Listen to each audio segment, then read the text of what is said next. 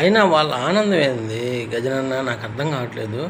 ఆ ప్రజల ఆనందం 30 సంవత్సరాలు అవుతుందంట వాళ్ళు ఓటేసి. ఓయమ్మ, ఒక మనిషి ఓటేసి 30 సంవత్సరాలు అంటే వాళ్ళకి స్వాతంత్రం కోల్పోయారా మరి ఎట్టగా? ఏమో కానీ నువ్వు మాత్రం తగ్గద్దు, మన వాళ్ళు కూడా తగ్గద్దని చెప్పు. రోజా అక్కని, అదే ఈ ఆంబోత్ రాంబాబుని, విడాకుల రజని, అమ్మాయిల పావల శ్యామల, వీళ్ళందరినీ కూడా యాక్టివ్ చేసి పెట్టు. మిగతా మన యూట్యూబ్ యాక్టర్స్ కూడా రెడీ అవ్వండి, ఎవరు కూడా తగ్గబాకండి. అర్థమైందా? 2029లో మళ్ళీ నీట్గా సింగిల్ డిజిట్తో ఓడిపోయేంత వరకు తగ్గద్దు. ఇది 2029 రిజల్ట్ ముందుగానే చూపిస్తున్నారు ప్రజలు. ఇప్పుడు దాకా పులిబిడ్డ పులిబిడ్డ, ఆకులు బిడ్డ ఆకులు బిడ్డ అంటున్నారు. ఆకులు కూడా ఉండవు నాకు తెలిసి నెక్స్ట్ టైం అది చూసుకోండి. కనబడిపోతుంది కదా ఇక్కడ నీట్గా ఏంది విషయం అనేది మనకు కనబడిపోతుంది. కాబట్టి నువ్వు మిగతా వాళ్ళందరినీ కూడా కొద్దిగా మేల్కోబెట్టన్నా గజనన్న, అందరినీ కూడా మళ్ళీ యాక్టివ్ చేసి నువ్వు ఎట్ట చేస్తావు ఇంకా మీటింగ్లో దొల్లాడు.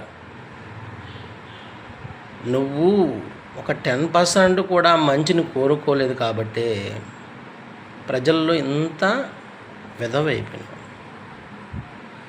అర్థమవుతుందా? ఓపెన్గా చెప్తున్నాను. లవర్స్ ఎంత ప్రేమించుకుండా నేను చెప్తున్నాను. డబ్బు ఎంత సంపాదించి నెత్తి మీద పెట్టుకొని పోతావారా? అదే కనుక నువ్వు ప్రజలకు కొంత సేవ అయినా చేసుంటే, కొంత 50% చేసుంటే, నువ్వు ఎన్ని తప్పులు చేస్తున్నా కూడా వాళ్ళు గుండెల్లో పెట్టుకునేవాళ్ళు. ఆ లక్షణం లేదురా నీకు గజ్జి, నిజంగా చెప్తున్నాను. నువ్వేమన్నా అనుకో, అయినా కూడా ఇప్పటికి కూడా నీకు ఒక 1% 2% మీ లవర్స్ ఉన్నారా?